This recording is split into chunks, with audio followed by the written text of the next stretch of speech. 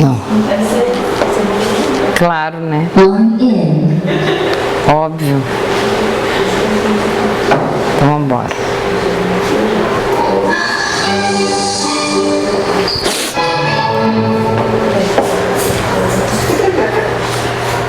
So what is empathy, and why is it very different than sympathy? Empathy fuels connection. Sympathy drives disconnection. Empathy, it's very interesting. Teresa Wiseman is a nursing scholar who studied professions, very diverse professions where empathy is relevant, and came up with 4 qualities of empathy. Perspective taking, the ability to take the perspective of another person, or recognize their perspective as their truth. Staying out of judgment, not easy when you enjoy it as much as most of us do.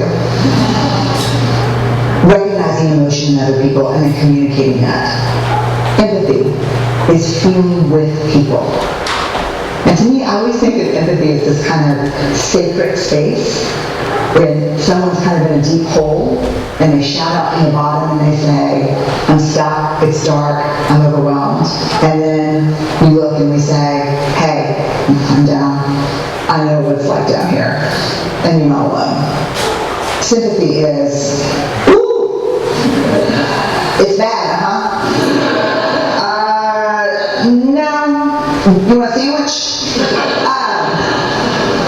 Empathy is a choice, and it's a vulnerable choice, because in order to connect with you, I have to connect with something in myself that knows that feeling.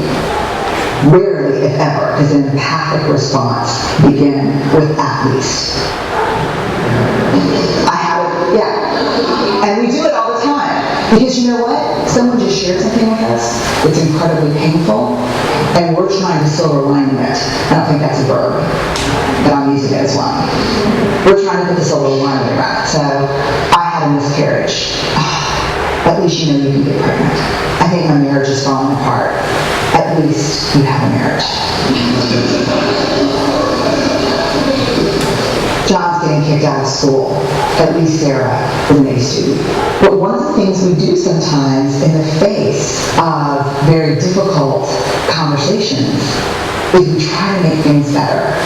If I share something with you that's very difficult, I'd rather you say, I don't even know what to say right now, I'm just so glad you told me. Because the truth is, rarely can a response make something better. What makes something better is connection.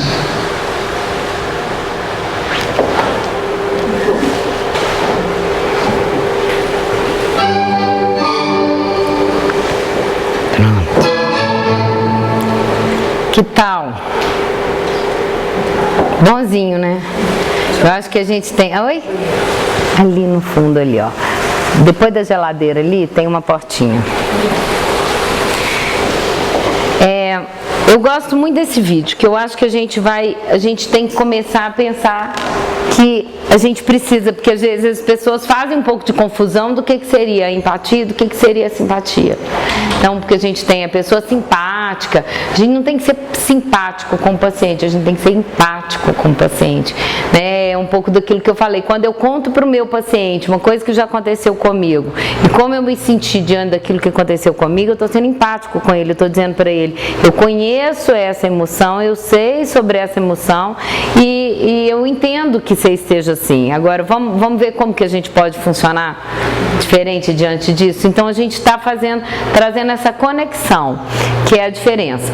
Bem, esse é o princípio básico do modelo cognitivo comportamental, que é as cognições exercem uma influência controladora sobre as emoções e comportamentos. Então, pensamento, sentimento, comportamento, pensamento. A gente pôs aqui sentimento, mas sentimento e emoção, mesma coisa, mas é porque quando a gente fala sentimento, a gente tem outras sensações também, não somente as emoções como medo, alegria, raiva, né? A gente tem dor, a gente tem outras sensações aí, a gente põe tudo junto ali. Então, os comportamentos afetam os nossos pensamentos e emoções, então a gente vai circular. Então, a construção dos nossos conhecimentos e dos nossos pensamentos. Não é uma situação em si que influencia os nossos sentimentos e comportamentos diante de determinado evento, mas sim a forma como nós processamos o evento, como nós internalizamos isso. As nossas interpretações, representações, atribuições é que determinam nossas respostas emocionais e comportamentais. Já falei isso aqui hoje várias vezes e estou retomando. Porque isso daqui é o princípio básico, gente. A gente tem que saber, situação não determina nada. Não, mas a fulana foi adotada com 1 ano de idade, a mãe dela abandonou ela. Você não sabe? Você não sabe? Não, Renata, toda criança que a mãe que foi adotada, ela foi abandonada em algum momento. Talvez não. Talvez isso seja o contrário. Essa mãe não tinha condição de criar essa filha e deu essa filha para adoção para alguém que ela já sabia que iria conseguir cuidar dessa filha melhor do que ela, e ela fez isso não por abandono, mas por ela entender que isso talvez fosse melhor para a criança. Como é que nós... Não, por amor. Pode ser amor e não abandono. Como é que você vai saber?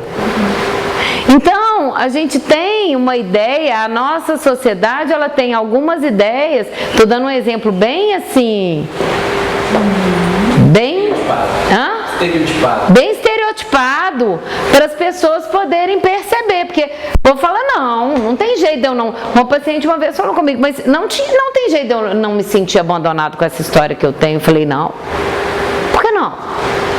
Como é que você sabe? Quem te falou? Quais são as evidências que você tem disso daí que você está me falando? Dá as evidências, vamos lá. Prova. Quais são as provas desse seu pensamento? Prova, todas as provas. Aí ela não conseguiu. Aí eu perguntei para ela, peraí, vem cá. Uma mulher, quando ela não quer um filho, ela tem outras possibilidades quando ela percebe que ela está grávida? Tem. Quais são as outras possibilidades que ela tem? Abortar. Então isso é uma possibilidade para várias mulheres. Por que sua mãe não fez isso?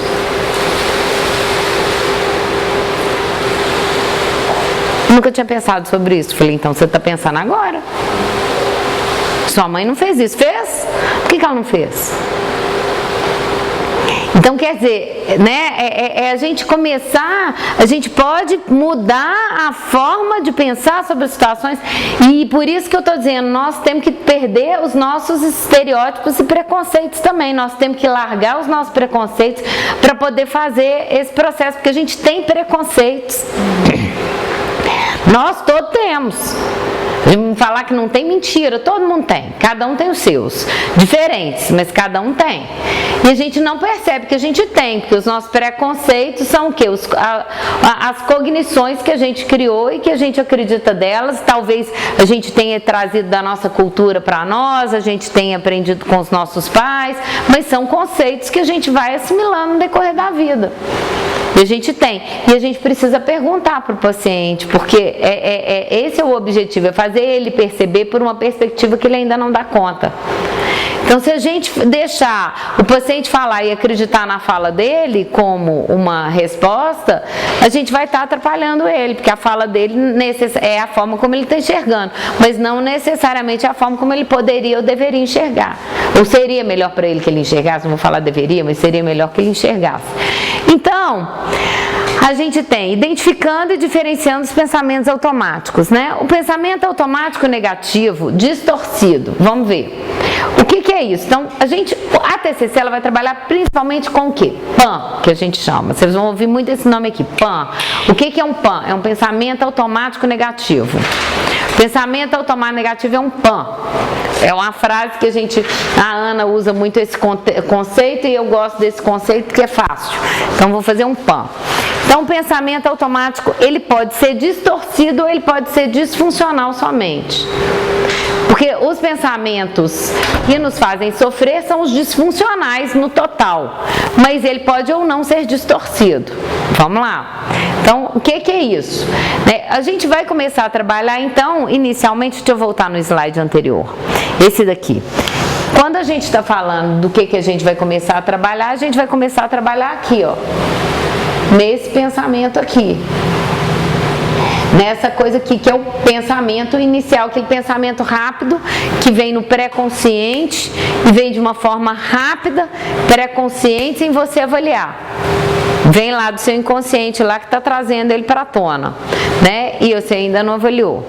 Então, esse pensamento automático negativo, ele pode ser distorcido, ou seja, fui um idiota por deixar o meu telefone em casa. Gente, alguém deixar o telefone em casa se torna idiota? Não, eu esqueci o telefone em casa. Então, peraí, tem uma distorção aqui? Claro que tem uma distorção aqui, completa. Né? O pensamento automático é correto, no entanto, ele tem uma conclusão distorcida. Ele tem uma conclusão que ele está sendo idiota. A conclusão é, fui idiota. Então, está distorcido. Esse outro aqui, ele vai... não, esse aqui. Esse aqui minto. Esse aqui é o distorcido total. O pensamento automático correto, conclusão distorcida. Cheguei atrasada, portanto sou desorganizada. Então, eu cheguei atrasada num lugar. Eu cheguei atrasada num lugar, é fato? É um fato, cheguei atrasada. É uma situação que aconteceu, eu estou fazendo uma leitura da situação e uma observação da situação. Cheguei atrasada. Aí ele vai fazer uma conclusão equivocada a respeito do fato de ele ter chegado atrasado. Por isso que a gente tem que prestar atenção nisso quando a gente está identificando os pensamentos do paciente, que às vezes ele vai falar, o que você pensou? Cheguei atrasada. E aí você não vai saber como que você vai desafiar aquilo, claro, porque aquilo ali é uma verdade. É óbvio que aquilo ali é uma verdade. Mas ele tem uma conclusão em cima disso, que é a conclusão que está fazendo ele sofrer, que é o quê? Eu cheguei atrasado, portanto, né, sou uma pessoa desorganizada. Né? Ele pode ser um pensamento automático correto com uma conclusão distorcida no sentido de que eu sou desorganizada sempre sou desorganizada. Não, eu hoje me desorganizei e cheguei atrasada, aí tudo bem. Aí seria mais realista, mas eu sou uma pessoa desorganizada porque eu cheguei atrasado, não necessariamente.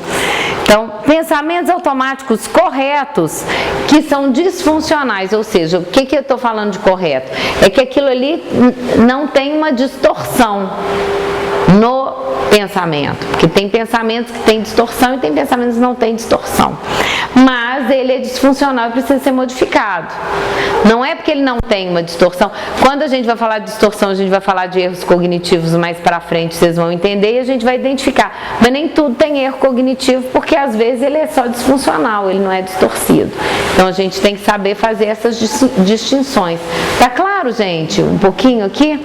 Então, o pensamento automático correto disfuncional é, por exemplo, isso é difícil, né? Eu vou levar muito tempo para terminar. Sim, uma coisa difícil, provavelmente você vai levar muito tempo para terminar. Só que aonde está o problema disso? Está aqui, que isso é difícil, eu vou levar muito tempo para terminar? Não. Está provavelmente numa outra distorção que eu tenho lá.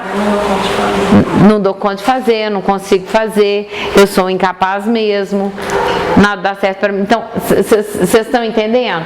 Tem relação com uma outra coisa que ele fez. Isso é um pensamento automático que é verdadeiro, mas que vou levar muito tempo para terminar? Vou. Aí ele pensa que ele não dá conta, ele não vai fazer, vai levar mais tempo ainda, aquilo ali vai complicar, tá? Então, qual que é o problema? É a pergunta que a gente tem que fazer, tá bom? Ajudar ele a dividir, vamos supor, essa situação, dividir em partes e resolvendo por partes. Ajuda ele. A gente tem que entender sempre o significado disso para essa pessoa, internamente. Então, tá entendendo? Quando eles trazem esse tipo de coisa assim, muito então a gente tem que tentar entender, tá bom, é isso que ela falou aqui, falou, olha, peraí, então não darei conta de fazer, ele não trouxe isso para você, mas você fala, tá bom, isso é difícil, vou levar muito tempo para terminar, tá, vai levar, e daí? Qual é o problema? É difícil, é uma constatação, gente, isso é uma constatação, eu estou fazendo uma constatação, é um pensamento que vem na minha cabeça, não, difícil demais, né, vou levar tempo demais para terminar. Só que ela tem um significado interno, ela não pensou racionalmente isso assim, então não darei conta, mas internamente ela já está atribuindo esse significado a esse pensamento. Tá claro o que eu estou colocando aqui? Vocês estão entendendo? Ela pode não ter pensado dessa forma estruturadinha, mas internamente ela dá esse significado e ela fala, não vou fazer. E aí, geralmente, já paralisa. Paralisa. Por isso que a gente tem que saber entender, alguns pensamentos automáticos, eles têm fundo de realidade. Tem. Tem, mas a gente tem que saber o significado geralmente não tem. Então a gente tem que fazer a diferença ali, o que você vai trabalhar ali, né, dentro daquela situação com aquele paciente naquele momento, tá claro? Porque o significado geralmente é uma generalização, sou incapaz, sou incompetente, não dou conta, sou uma pessoa fraca, sou frágil. Ele faz, o significado geralmente é uma generalização maior que abarca outras áreas da sua vida, que não é uma verdade. Tá claro isso? Então isso aqui é uma constatação. Mas aí a gente precisa entender. Então, os pensamentos automáticos, não, tá errado ali, automáticos negativos, os PANs e os SPANs das nossas mentes. O que são os SPANs? O que é um SPAN? O que é um spam? A gente recebe um monte de spam no e-mail. O que é um spam? Lixo eletrônico, não é? Geralmente vai para o lixo, já vai coisa já direto para o lixo, que é aquilo que o nosso e-mail aprendeu a identificar como um e-mail indesejado, que não vai te fazer muito sentido, não é verdade? Então, a mesma coisa acontece com a gente. A gente tem uma série de spam continuamente na mente. Continuamente. Eu falo que a mente mente constantemente. Então a gente tem que saber que a mente mente constantemente e que você está lá para poder desafiar sua mente racionalmente, para poder ver e desmontar o que a mente está mentindo para você. É assim, a mente mente constantemente, isso é um fato. Tá bom. E a gente acredita nela, porque isso a gente quer estar certo, e a gente quer estar certo em tudo que a gente pensa, então a gente vai fazer de tudo para confirmar mesmo que o pensamento seja ruim pra gente. Ai, olha que coisa doida, né? É sacanagem, mas é verdade. A gente fala assim, né, eu penso uma coisa, eu não vou dar conta, aí eu paro, não vou dar conta mesmo, confirmo que não vou dar conta. Então eu vou fazer, tá vendo? Eu sabia que eu não ia dar conta. A gente sente até prazer em falar, sabia que eu não ia dar conta, tá vendo? Eu sabia que eu não ia dar conta. Você fala até com certo prazer. Por quê? Porque você tá falando assim, confirmei meu pensamento de que eu não ia dar conta. É muito doido isso, mas a gente faz isso o tempo todo. Então, o que são os nossos PANs? Os nossos PANs são os pensamentos automáticos negativos que vêm à nossa mente continuamente e que a gente às vezes acredita. De vez em quando a gente joga fora, de vez em quando a gente não joga fora. Os nossos pacientes, principalmente os de transtorno de personalidade, o PAN é uma verdade. E aí eles enrijecem ali naquilo ali, e aquilo ali se torna uma verdade para eles até uma... Por isso que às vezes, em alguns casos, a gente às vezes consegue desmontar isso mais rápido, dependendo da forma como aquilo ali está. Em alguns momentos a gente demora mais tempo para fazer o tratamento do paciente, porque você tem que, às vezes, desafiar aquela mesma ideia 10 vezes, 20 vezes, de uma forma diferente, até a pessoa começar, não, realmente... Isso, né? Eu tenho uma paciente que ela tinha muita raiva, ligava constantemente com as irmãs dela. Porque a referência dos comportamentos para ela, que eram positivos, bons, eram os dela. Aí eu digo assim, já parou para pensar se elas têm a mesma história que você? Porque ela falava que a história era completamente diferente e tal. Não. Então, é possível que elas ajam assim, em função dessa história difícil delas? Eu nunca tinha pensado nisso. É isso. Ela sempre faz, ela sempre lembra. Eu nunca vou esquecer disso, porque acabou. Você vê, é pergunta. Isso é questionamento socrático. Na hora que você pergunta determinadas coisas para um determinado paciente, que faz ele enxergar a coisa num outro viés que ele não estava conseguindo enxergar, ele desmonta aquilo. Né? O dia que eu provei para um paciente meu que ele era bem sucedido, não era porque ele era preocupado, mas é porque ele era esforçado, o cara pôs no Facebook, me copiou, não sei o que lá e tal, coisa, né? Porque para ele tinha que ser o cara preocupado para continuar sendo bem sucedido, então ele não podia largar e abandonar a preocupação dele nunca. Porque se ele abandonasse a preocupação, então ele ia curar da ansiedade dele? Nunca. Porque a preocupação não reforça o pensamento não reforça a emoção não reforça o comportamento. E ele tinha uma metacognição a respeito das preocupações. Eu só sou bem sucedido porque sou preocupado. Se eu fosse tão preocupado, eu não seria tão bem sucedido. Falei, tá bom, então você conhece, todo preocupado é bem sucedido. Não. Todo preocupado que você conhece é bem-sucedido, igual você? Não. Ah, então, será que isso é verdade? Vem cá, você é preocupado, mas foi a sua preocupação que fez isso assim acontecer na sua vida? Não, foi o quê? Ah, foi porque eu me esforcei. Ah, tá. Então, isso assim, foi isso assim que fez isso acontecer na minha vida? Não, foi porque eu tive responsabilidade de tomar essa decisão e fazer desse jeito. Ah, isso assim, não, foi porque... Então, você está falando comigo que você é bem-sucedido, mas você tem... esforço, você tem responsabilidade, você tem você é uma pessoa que você se esforça para fazer as coisas direito, você é uma pessoa que vai lá e faz os negócios direito, faz as coisas acontecer, você não se atrasa, não faz tudo no prazo, faz tudo arrumadinho, você tem toda essa responsabilidade que você tem, e você está dizendo para mim que o que faz você ser bem-sucedido não é nada disso, é a sua preocupação. Aí falou, não faz sentido. Claro que não. Ele não é bem-sucedido porque ele é preocupado, é bem-sucedido porque ele é estudioso, é bem-sucedido porque ele é responsável, ele é bem-sucedido porque ele é organizado, ele é bem-sucedido por uma série de outras estratégias que ele criou. Né? Então a gente vai, na hora que a gente faz isso, muda completamente. Então como a gente pode evitar PAN? O que vocês acham? A gente pode evitar PAN? A gente pode evitar o pensamento automático negativo? Não, evitar não. Mas a gente pode combater? Pode. Como que a gente vai combater o PAN? Questionando o PAN. Né? Tentando questionar e fazer com que essa pessoa encontre uma outra solução para aquele problema dele de uma forma diferente. Então a gente não pode evitar. O paciente com toque, principalmente, ele é o paciente que ele quer evitar o PAN. Ele não quer ter o PAN, ele fica enlouquecido pelo PAN. Ele tem toque porque ele não quer ter PAN. O paciente de toque, ele tem toque porque ele não quer ter PAN. Ele não aceita o pensamento automático dele de jeito nenhum. A gente fala, pensei aquilo, mas não valorizei. O paciente de toque, ele pensou, ele ficou. E ficou lá, ele pensou uma vez, ele fixou naquele pensamento, ele não dá conta de se livrar dele, não, ele vai se tornar realidade, isso é uma verdade, porque eu pensei isso é uma verdade. Então o paciente de toque, ele só tem toque porque ele acredita no PAN, e porque ele não quer ter o PAN.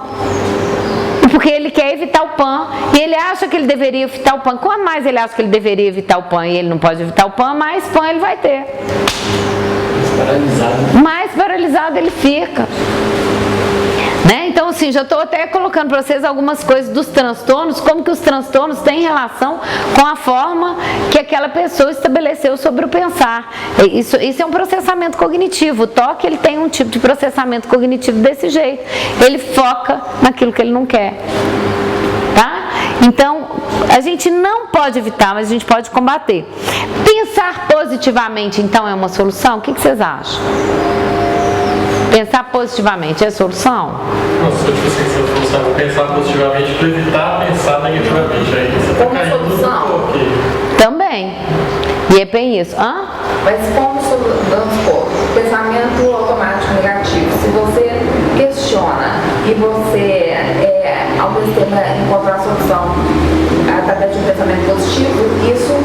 É um pensamento alternativo, mas o pensamento positivo por si só, sem ser questionado, vamos colocar uma outra coisa no lugar, vamos pensar desse jeito, porque a pessoa não vai acreditar, aquilo não tem valor, não tem valia, né? Então, assim, pensamentos que surgem, o que são pensamentos automáticos? São pensamentos que surgem independentemente da nossa vontade. São pensamentos que acontecem rapidamente, como uma resposta a uma situação, e não estão sujeitos a uma lógica racional. O paciente ansioso, ele geralmente fala assim, não, eu sei que isso não tem lógica, mas eu penso assim, né? Eu não queria pensar desse jeito, eu penso assim, mas eu sei que isso não tem lógica. Ele está brigando com o pensamento dele. Nosso objetivo é ajudar a pessoa a parar de brigar com o pensamento. Pode pensar, pensa bobagem mesmo, daí se você pensar bobagem. Agora vamos criar estratégia para você pensar menos, mas foda-se se você pensar, pensa mesmo, não tem problema pensar não, vai fazer mal não. Os pacientes, talvez até os psiquiatras também podem ajudar, com estereotipias. eles, por causa desses pensamentos negativos, eles não suportam e acabam... Sim, a estereotipia, ela já é uma resposta. É uma estratégia compensatória. Ela é uma estratégia compensatória a um tipo de pensamento. Então, ele já tem são dois processamentos. A estereotipia implica num processamento inicial do que ele pensa sobre ele mesmo. Depois ele cria uma estratégia compensatória e aí ele faz um novo processamento e um novo pensamento a respeito dessa estratégia. E aí ele cria uma estereotipia. Então, você tem dois tipos de processamento diferentes, o primeiro e o segundo. Tá claro? Não sei se deu para vocês entenderem. Vocês entenderam? Ele pensa sobre aquilo que ele agiu e aí ele cria uma conclusão sobre a forma como ele se comportou e criando essa conclusão ele cria uma outra regra para a vida dele a respeito daquele comportamento que ele teve. Então eu tenho um pensamento, eu tenho uma emoção e tenho um comportamento. Aquele comportamento ali, eu analiso aquele comportamento, tiro uma conclusão sobre aquele comportamento, ponho aquilo ali como parte da minha personalidade, entendo que o comportamento faz parte da minha personalidade, concluo aquilo ali, eu crio uma estereotipia ali. Não sei se eu te respondi. É porque eu tenho uma paciente, uma menina, né? Ela tem 9 anos. Ela tem a estereotipia dela de fazer careta e às vezes bater as mãozinhas. Sim. E aí eu vim trabalhando nela e falei assim, Edna, deixa eu continuar fazendo isso. Eu falei assim, mas por que você quer continuar fazendo? Ela pegou e falou assim, porque isso me ajuda, me alivia. Eu falei, te alivia de quê? Ela falou assim, quando eu fico muito ansiosa, eu acho que eu não vou dar conta, quando eu faço isso, aí me alivia. É isso. É o que eu acabei de falar aqui. Aí ela tem um pensamento negativo que ela não dá conta. Sim. E ela fica muito ansiosa, não dá conta, ela tem que fazer isso para poder. Sim, é o toque mesmo. Você está me dando um exemplo do paciente do toque ali. É um toque mesmo. O que ela está fazendo? Né? Ela entendeu. Quando eu faço essa careta, eu faço esse negócio, eu me sinto melhor. Ah, se eu me sinto melhor, então isso funciona. Ela fez isso uma vez, se sentiu melhor, atribuiu a sensação de melhora dela a essa atitude dela. Quando ela atribui a sensação de melhora a essa atitude dela, ela fala, então isso funciona e todas as vezes que isso acontecer, então eu farei desse jeito. Então ela está criando uma nova cognição, por isso que eu falei, ela tem uma cognição inicial, um pensamento, ela tem um pensamento, uma emoção, um comportamento, ela fez aquele comportamento, ela pega aquele comportamento, ela tira uma conclusão daquele comportamento e ela utiliza essa conclusão. E aí, isso não dá só no ponto cognitivo, não, isso dá no ponto neurológico. Aí a gente não está falando só de cognição, a gente já está falando do ponto de neurológico também. Você muda a biologia do seu cérebro. A biologia do seu cérebro já entendeu que para você, de uma certa forma, dar conta de se aliviar diante daquela situação ali, você, então já automatiza, não necessariamente você pensa dessa forma todas as vezes. Você já criou um modelo automático. A gente sabe que a gente tem processos controlados e processos automáticos cerebrais. Então você vai aprender a dirigir, quando você está aprendendo, você está no processo controlado. Depois que você já sabe dirigir, você já está no processo automático. É mais ou menos a mesma coisa. A gente cria as cognições e a gente cria as cognições, sobre os comportamentos, sobre não sei o que lá, a gente automatiza isso, inclusive na parte cerebral. Tá entendendo? Agir biologicamente, porque vai mudar também a forma de configurar, não é de configuração, mas Sim. a forma como, não sei, acho que os neurotransmissores também, a neuroplasticidade, né? Vai ter tudo a ver. A gente tem que criar outros caminhos. Na hora que você criou, a gente sabe que o cérebro é plástico, na hora que você cria outros caminhos, ele vai criar outro caminho lá também. Tá entendendo?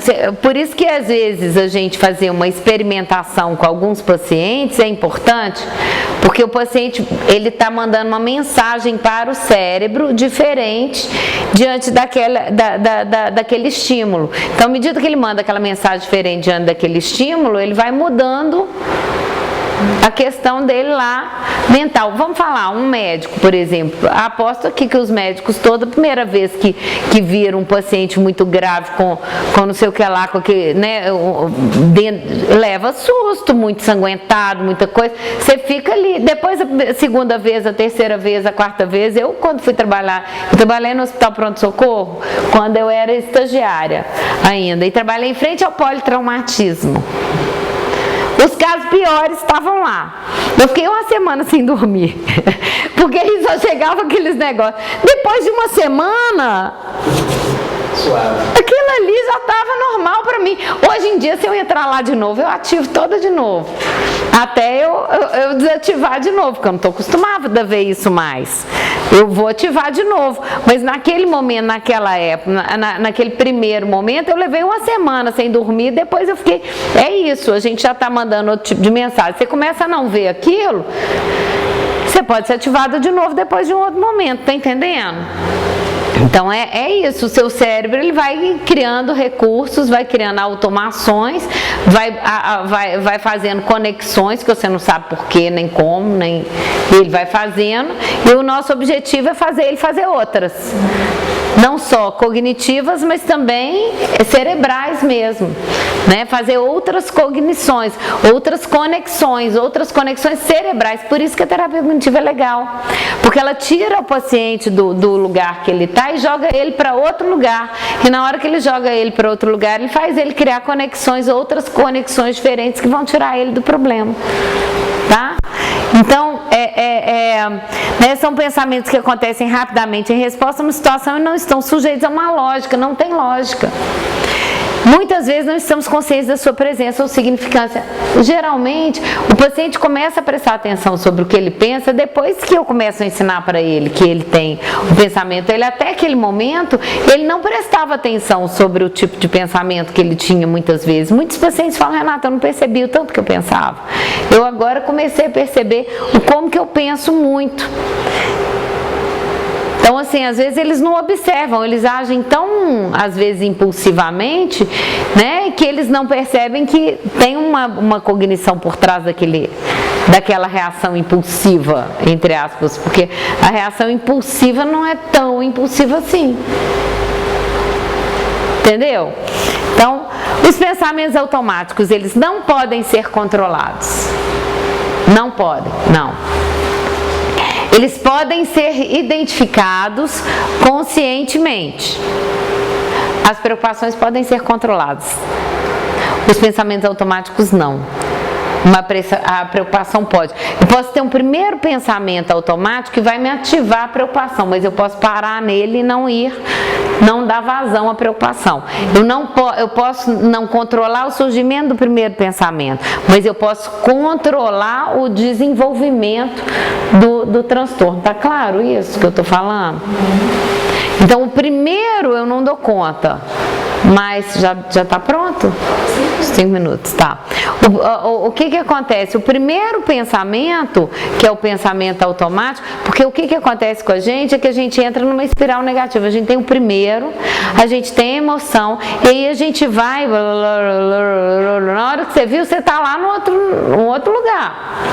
Né? Igual a história do cara que o pneu furou e ele vai para casa do outro para poder para pedir um macaco emprestado. Aí ele vai descendo. Você sabe dessa história?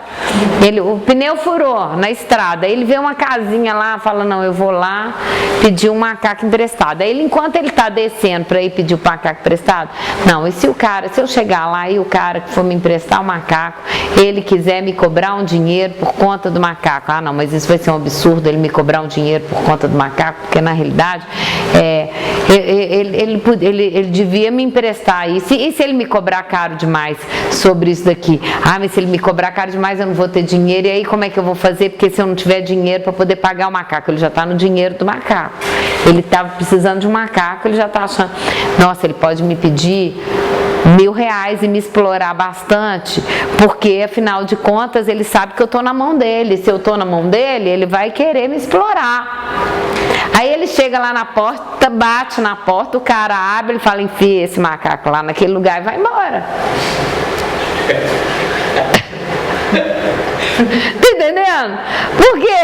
Porque ele já fez todo, o outro não entendeu nada, ele não sabe que macaco é esse, ele não sabe o que aconteceu, ele só abriu a porta. Né? Por quê? Porque ele já criou toda uma historinha na cabeça dele de que o cara vai explorar, vai pedir um dinheirão, porque ele tá na mão dele, não sei o que lá, e aí a coisa dá. E isso a gente faz o tempo todo. E os pacientes também. Eles partem de um princípio, ao invés vez deles confirmarem ou desconfirmarem aquele princípio lá para resolver aquele problema, né? Ele está lá pensando em tudo aquilo que pode acontecer, montou a história, acreditou e pronto, acabou. Então, assim, a gente tem que aprender que os pensamentos automáticos não são controláveis, mas as preocupações são controláveis. O remoer é controlável, porque se eu trabalho com pensamento, eu não preciso ficar naquela coisa toda lá. Mas assim, quando igual você mesmo comentou, quando a pessoa realmente acredita, você não consegue tirar ela porque ela acredita que é daquele pensamento. Algum pensamento que você vê que é um pano claramente, assim, mas ela não está...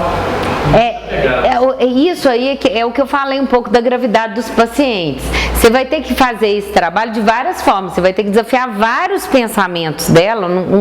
Alguns pacientes são mais fáceis. Na hora que você desafia aquele pensamento, ele fala, não, gente, isso é ridículo. Ele mesmo reestrutura aquilo ali. Isso tem muito a ver com a rigidez do paciente. Quanto mais rígido é o paciente, mais difícil, né? Então, assim, a gente tem uma série Então, alguns pacientes, eles vão rapidamente se reprogramar, enquanto outros você vai ter que ter um esforço maior para poder mostrar para eles como que aquilo funciona, provar por A mais B, deixar eles provarem, porque muitos deles, eles evitam o teste. E por isso fica difícil a gente trabalhar com eles, porque eles não querem fazer o teste de jeito nenhum, porque eles têm medo de, se eles fizerem o teste, aquilo ali de ruim que eles acham que vai acontecer. Então você tem às vezes fazer um monte de sessões até você dar conta de convencer a criatura que ela precisa testar. Outros não, você vai falar num dia, no dia seguinte o cara está testando. Tem uns que você só de você falar da possibilidade do teste lá nas primeiras sessões, ele já faz o teste sozinho. Tá entendendo? Então tem a ver com a flexibilidade de cada um, a gente não tem como. Mas é real isso. Mas é isso que eu tô falando. Porque, até principalmente por causa disso, por isso que eu gosto muito da metacognitiva e uso ela muito, porque quando ele cria estratégias metacognitivas, que são essas ideias de que o pensamento me ajuda, ao pensar, se eu não pensar tanto, não for tão preocupado, as coisas ruins vão acontecer comigo, eu evito que coisas ruins aconteçam quando eu me preocupo. Então, isso tudo são, eu não consigo lidar com as preocupações, as minhas preocupações me atrapalham, as minhas preocupações me prejudicam. Isso já são momentos a respeito dos seus próprios pensamentos, e são regras que você já criou, e essas regras precisam ser questionadas e modificadas. Mas o que eu estou dizendo isso pode ser mudado, pode demorar, pode não ser de cara, você vai ensinar isso para o paciente, mas ele pode não entender, ele pode levar tempo até ele confirmar e comprovar que aquilo que você está falando com ele é verdade, entendeu? Mas é fato, o PAN é automático, veio. Você pode parar ele aí. Você não pode não ter, porque ele vai vir. Agora, você pode parar ele na hora que ele vem? Pode. E você pode parar as preocupações que viriam dele, a partir do momento que você souber fazer isso, tá claro? Então, eles podem ser identificados conscientemente, eles refletem uma ideia esquemática do sujeito. O que isso significa? Nós vamos entender um pouquinho mais para frente, mas eles vão trazer para nós, assim, o PAN, ele vai trazer o que o paciente pensa sobre ele. E ele vai trazer o esquema dele todo mental, como que é que ele funciona. Né? Então, eles variam de pessoa para pessoa, ou seja, eu não falei com vocês da tal da situação, né? A situação que aconteceu lá com o meu paciente foi a mesma que aconteceu com a mulher dele, os dois estão vivendo o mesmo problema, só que ela interpretou de uma forma e ele interpretou de outra. Ele ficou com raiva e ela não, falou, não, vou ficar livre disso, deixa vir, a gente paga e fica livre desse trem de uma vez, né? Então, assim, ela foi para resolutiva, ele não, ele ficou raivoso com o negócio, e como ele ficou raivoso e ela não ficou junto, ele falou, não, ela não está conectada comigo, né? Então, assim, varia de pessoa para pessoa. Gente, vamos dar uma paradinha aqui rapidinho, vamos lá tomar um cafezinho e a gente volta rapidinho.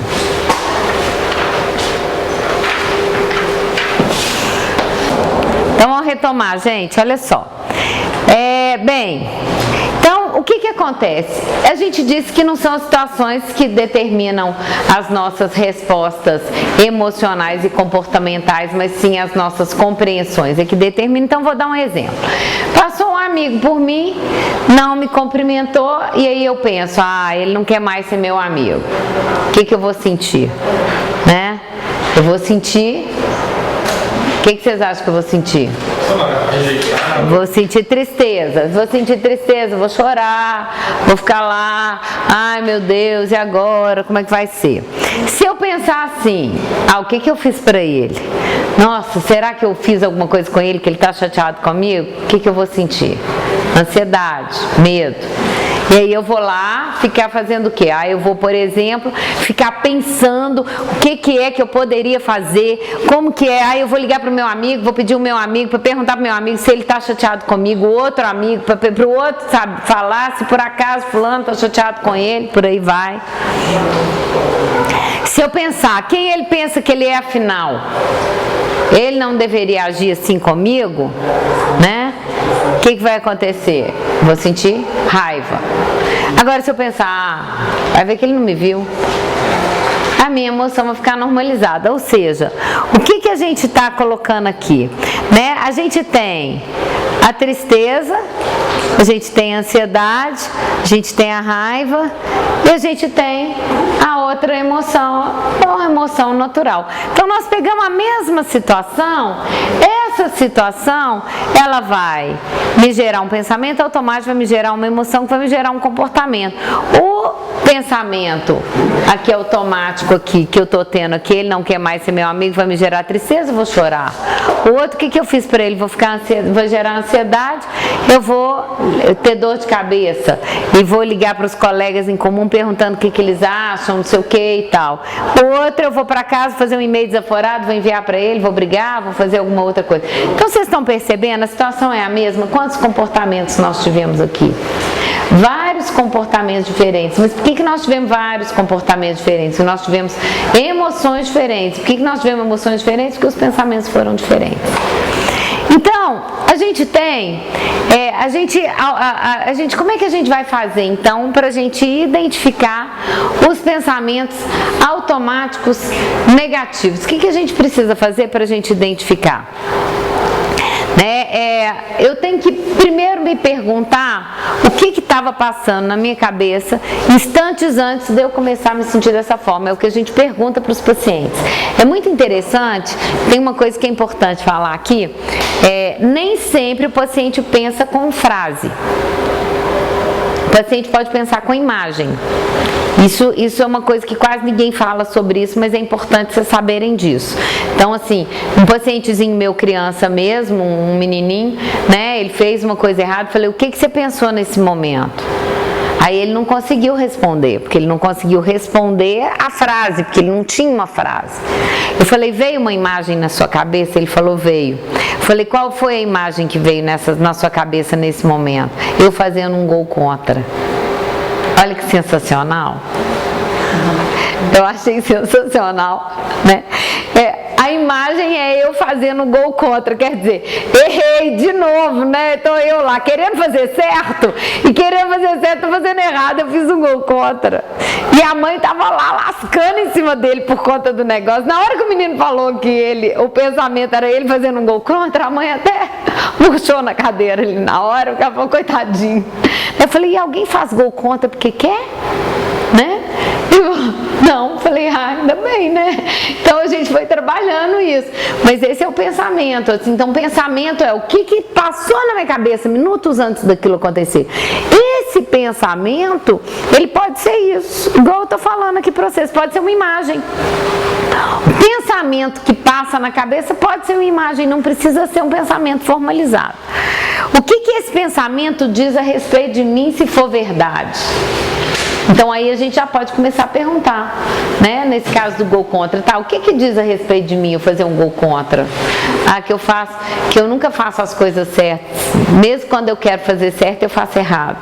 Então isso pode ser o que ele pensa sobre ele mesmo a respeito daquilo.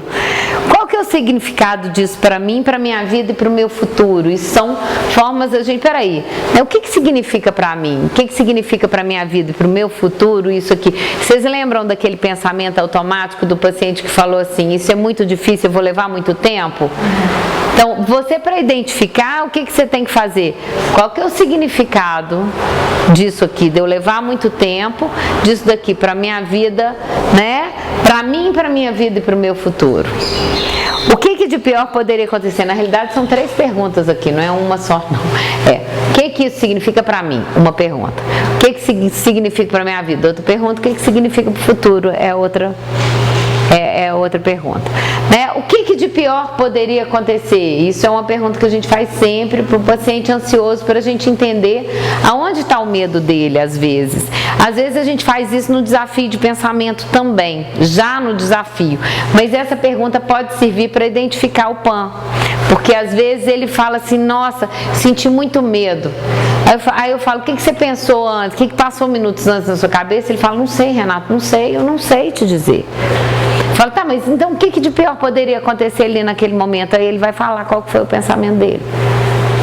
Mas essa pergunta do pior pode ser utilizada também lá no desafio de pensamento, principalmente dos desafios de pensamento da ansiedade. Tá claro, gente? Aqui é para usar, para identificar, porque a gente tem que aprender a identificar o que o paciente está pensando diante daquela situação. Não dá para inferir, esse tipo de situação gera esse tipo de emoção e esse tipo de pensamento. Não dá para inferir. A gente consegue entender mais ou menos o tipo de pensamento que o paciente tem. Se ele falar pra gente a emoção e ele falar a situação, você já começa a entender para aquele caminho que ele foi. Mas você também não pode concluir, você tem que perguntar. Às vezes o paciente ele tem uma dificuldade de verbalizar, e aí você pode ajudar fazendo perguntas, porque você já sabe em que caminho que aquilo tá. Se ele está com medo, provavelmente essa frase aqui, o que de pior poderia acontecer, vai fazer você identificar qual foi o medo dele. Tá claro? Então, o que eu penso que as pessoas poderiam estar pensando de mim? Se é uma situação social em que aquela pessoa está lá e está sentindo um medo qualquer, por conta de... Renata, eu parei lá na hora que eu entrei na festa e vi aquele tanto de gente ali na festa. O que eu pensei de mim? Não sei o que eu pensei de mim, não. Mas o que é? Você pensou alguma coisa a respeito das pessoas? O seu medo tem relação com você ou tem relação com as pessoas? É com as pessoas. Então, o que eu penso que as pessoas podem estar pensando de mim? Né? Quais são as imagens ou lembranças que vêm à minha mente nessa situação? Que é o caso do meu menininho lá, que eu falei, a imagem era eu fazendo um gol contra. Né? Quase dei um beijo nesse menino esse dia, porque eu achei tão bonitinho. Falei, gente, não tinha uma imagem melhor para ele me definir a situação que tinha acontecido com ele. Então ele pegou a situação e aí automaticamente ele fica frustrado. Claro, o menino é competitivo, ele é atleta, ele joga futebol. Então não que ele tivesse feito um gol contra naquela situação, mas assim, para ele a situação ali acontecer era a mesma coisa que isso. Então, a gente tem que aprender a identificar o PAN quente. O PAN quente, lembrete, a gente pode experimentar várias emoções numa mesma situação. Pois em uma mesma situação a gente pode ter vários PANs diferentes. Lembra que eu falei com vocês que às vezes a gente entra numa circular, numa espiral negativa? Quando a gente entra na espiral negativa, por exemplo, o paciente ansioso, por exemplo, ele começa, e se isso acontecer? E se aquilo acontecer? Aí ele já pode começar a ter outras emoções depois. Igual o caso do que eu contei do macaco. Então o cara vai me cobrar não sei quanto e não sei o que lá. Então ele começou com a ansiedade, da ansiedade ele já passou para a raiva. Então ele pode ir tendo uma sequência de pensamentos diferentes e de emoções diferentes dentro de uma mesma situação. É importante que a gente saiba identificar as diferenças entre determinados pensamentos e que pensamento que gera que tipo de emoção, para a gente não fazer confusão, porque às vezes o paciente relata uma emoção de ansiedade e ele fala um pensamento de tristeza. Aí o que você já pode saber ali? Ele não está mentindo para você, ele sentiu ansiedade e tristeza. Ele só não está sabendo identificar a emoção correta com o pensamento correto. Então a gente precisa saber identificar a emoção certa do pensamento certo ali. Então tá, se ele está falando com você que ele sentiu ansiedade, mas ele está falando um pensamento de tristeza, você já sabe que o pensamento de tristeza gera tristeza. Você tem que descobrir qual foi o pensamento de ansiedade que ele sentiu ali. Tá claro? Para poder identificar a ansiedade ali naquele momento, você tem que perguntar para ele. Então, podemos experimentar então várias emoções. Os pães quentes são aqueles mais carregados emocionalmente. O que eu quero dizer de pão quente, por exemplo? O pão quente é aquele que vale a pena você desafiar às vezes. Você dentro de uma mesma situação, ele te trouxe 3 emoções. Como é que você vai, qual delas você vai desafiar? Aquele que a emoção é pior. Eu desafio tudo, porque eu tenho mania. Eu sou meio compulsiva, aí eu começo, eu sou meio compulsiva e eu começo.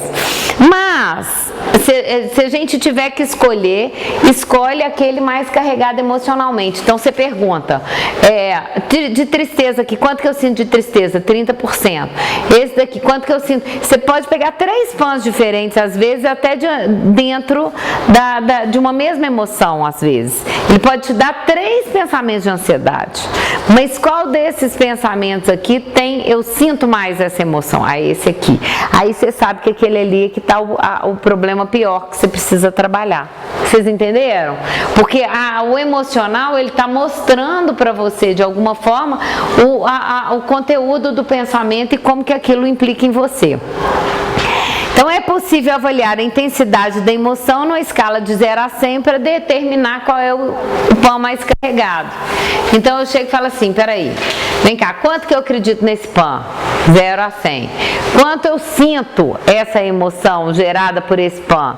0 a 100. Aí você vai vendo lá, um é 3%, o outro é 5%, o outro é 50% e 60%, acabou, você vai para os 50% e 60%, porque ele está mais carregado. Ele acredita mais naquele pão e a emoção que ele sente ali é maior. Tá claro? Tranquilo isso?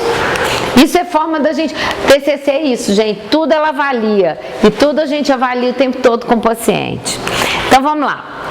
O que é que a gente entende? A gente entende, isso Beck fala um pouco sobre os pacientes deprimidos, mas serve para todos. E serve para todos os nossos pacientes. A tríade, os tipos de pensamento. A gente tem pensamentos. Como é que a gente vai identificar então o que é pensamento e qual que é o tipo de pensamento que a gente tem?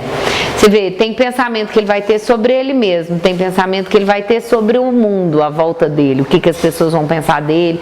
Ninguém gosta de mim, as pessoas não vão, elas não vão me aceitar, e aí ela está falando sobre os outros. E ela pode pensar sobre ela, eu sou um fracasso, eu sou ruim, eu sou mal. Ela pode pensar sobre ela mesma. Ou ela pode pensar sobre o futuro. Coisas ruins acontecerão comigo. Essa tríade, nós não podemos descartar e ficar só aqui não. A tendência muitas vezes das pessoas é ficar voltado muito para o que ele pensa sobre o eu. Não, o que ele pensa sobre o eu tem que observar o que ele pensa sobre o mundo e as crenças que ele tem sobre o mundo à volta dele e o que ele pensa sobre o futuro. Essas 3 coisas são igualmente importantes. Na conceituação de caso, vocês vão ver depois, a conceituação de caso ela tem uma coisa o seguinte, a conceituação de caso eu que criei, essa que é uma que a gente usa lá no consultório, que eu fui pôr um monte de coisa, vocês vão ver. Compulsivo é assim, gente. Então aí vai inventando uns negócios, vai colocando lá, o povo fala, tem 4 páginas o negócio, tem 4 páginas. Tudo meu é muito, over, né? Eu tava falando com o Lucas antes, a Érica, amiga nossa, eu falei, não, ela é uma outra doida igual eu, as duas são meio megalomaníaca, e a gente faz assim, tudo muito, se não fizer tudo, eu não sossego, né? Mas é de uma forma positiva, não é no negativo. Não gera sofrimento, não. Gera só motivação. Não é no sentido de, se eu não fizer, eu vou me matar, não. Não tem problema. Se não deu, não deu. Também tá tranquilo. Mas que eu penso em fazer tudo e que eu quero fazer tudo, eu quero. Mas então, a gente... Em uma sessão. Não, eu falei com vocês que eu adorei o dito cujo lá da terapia de uma sessão. Falei que sensacional. Achei maravilhoso. Então, a gente tem que ver. A gente não pode só voltar pro eu aqui.